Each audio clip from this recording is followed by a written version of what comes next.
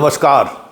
संतोष की रिपोर्ट में आप सबों का स्वागत है। और आज हम संतोष की रिपोर्ट में बात उस मुद्दे की करने जा रहे हैं, उस यात्रा की करने जा रहे हैं जिस यात्रा के सहारे राहुल, तेजस्वी और महागठबंधन के नेता बिहार में उस नैरेटिव को स्थापित करने की कोशिश करने जा रहे हैं कि यह SIR पूरी तौर पर गरीब, पिछड़ा, दलित और अल्पसंख्यकों का नाम हटाने का या वोटिंग राइट छीनने की साजिश है। शुरुआत सासाराम से हो चुकी है। 16 दिनों तक ये यात्रा चलेगी और इस यात्रा के दौरान लगभग 1300 किलोमीटर का सफ़र होगा। कितना इम्पैक्ट पड़ेगा इस यात्रा का, ये तो आने वाला वक्त बताएगा। लेकिन आज की यात्रा के पहले दिन ही अपने अपने तरीके से महागठबंधन के नेताओं ने जिस तरीके से इलेक्शन कमीशन, मोदी और शाह पर हमला बोला है, ये पहली बार इस देश में हो रहा है जब वोट के अधिकार को लेकर यात्रा निकली हो या वोट के अधिकार से वंचित करने के लिए सीधे सीधे तौर पर प्रधानमंत्री को जिम्मेवार ठहराया जा रहा है। जरा सुनिए कि इस पूरे वोट अधिकार यात्रा की शुरुआत में लगभग 1 घंटे 45 मिनट का ये कार्यक्रम हुआ, मतलब भाषण का कार्यक्रम हुआ रैली में 1 घंटे 45 मिनट।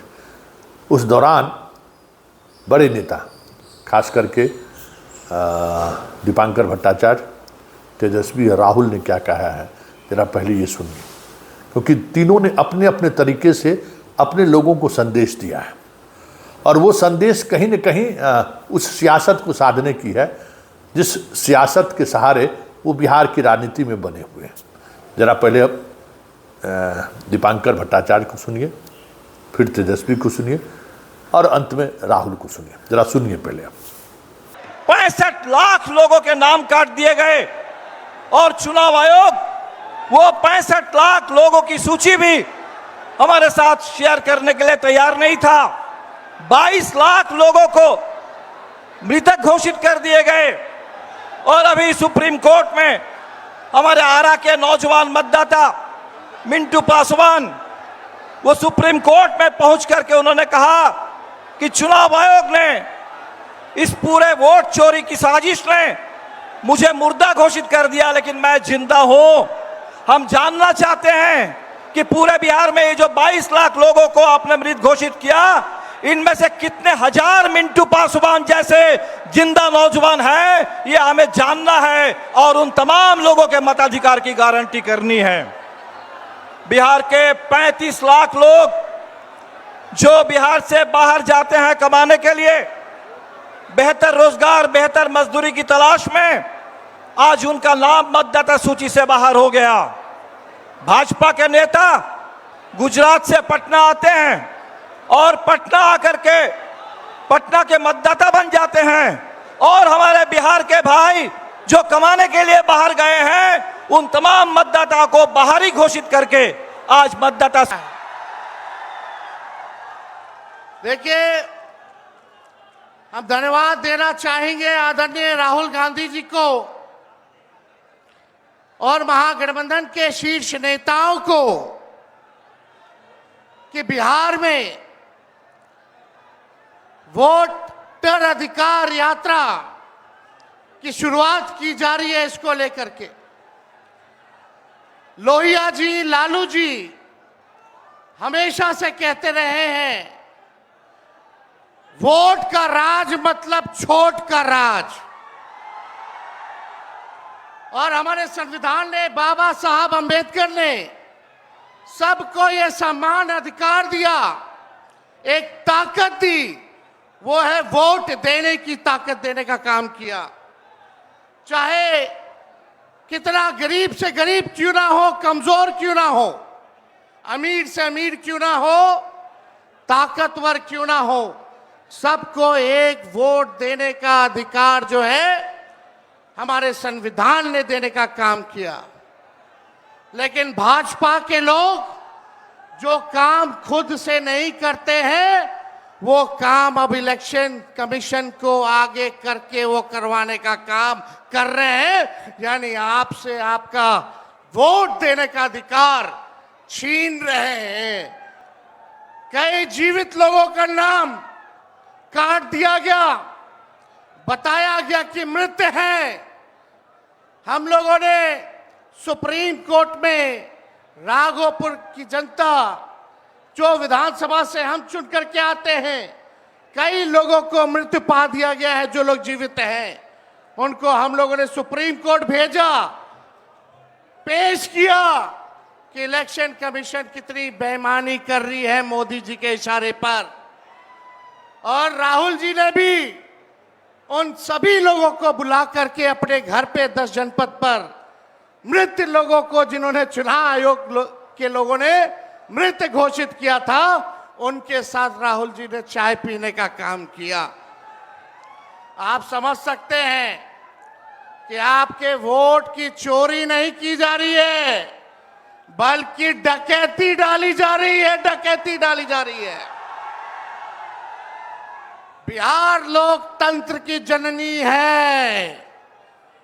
भाजपा के लोग, मोदी जी, अमित शाह, इलेक्शन कमीशन के लोग कान खोल करके सुन ले।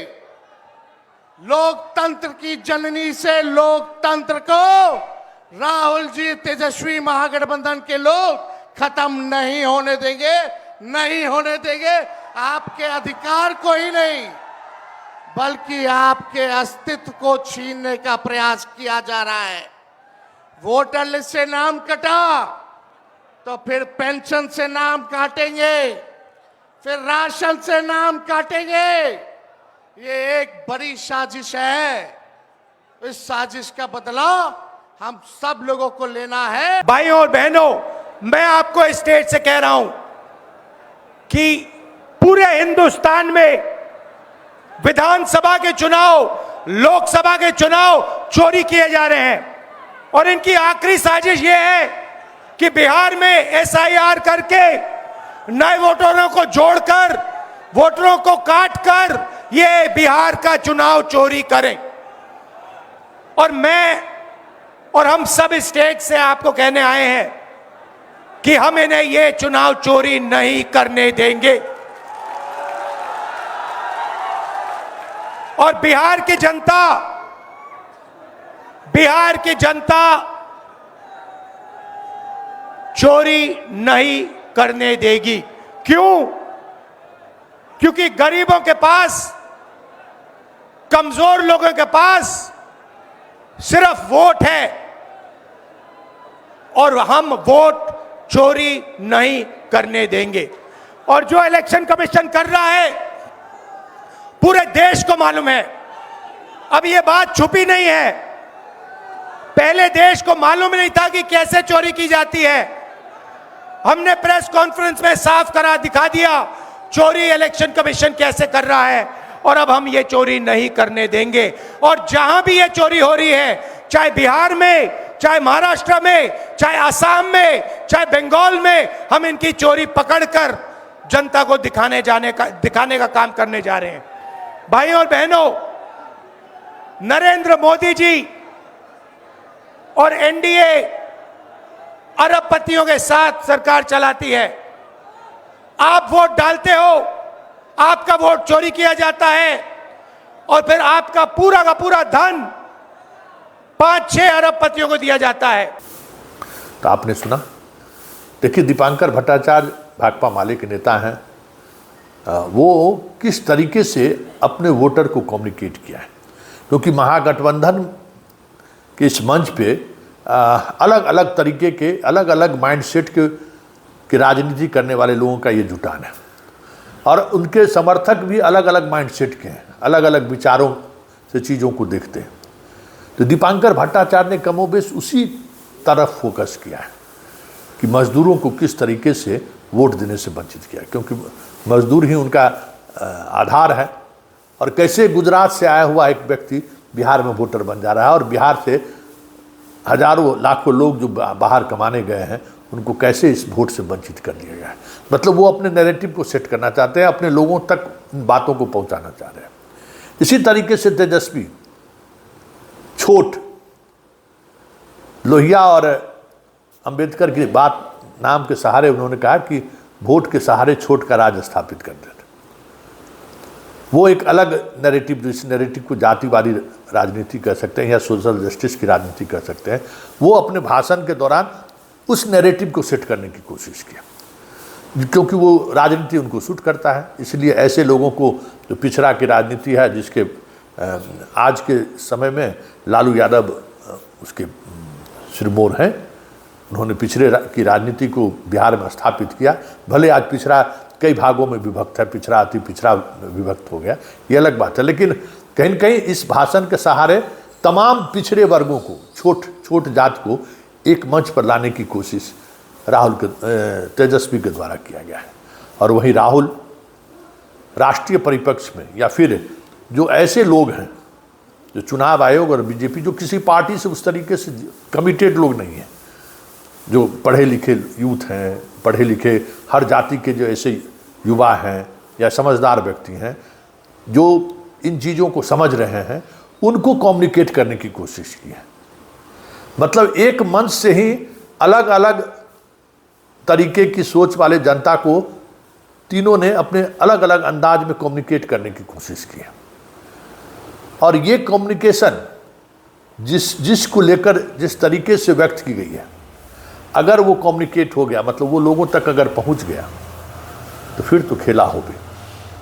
और हमें लगता है कि इस वोट अधिकार रैली के सहारे या यात्रा के सहारे राहुल, तेजस्वी या वामपंथी पार्टियां अपने अपने सेगमेंट, मतलब अपने अपने वोटर को साधने की कोशिश में जुट गए हैं। ये आज के इस मंच पर आयोजित कार्यक्रम से साफ दिखने लगा है। लेकिन बड़ी बात यह है कि जो अपने अपने वोटर को जिस तरीके से साधने के लिए जो कम्युनिकेशन स्किल को बनाए हुए हैं, मतलब संवाद का जो तरीका अपनाया है, वो तरीका क्या वाकई में 2025 के चुनाव को साध पाएगा क्या? एक बड़ा सवाल है।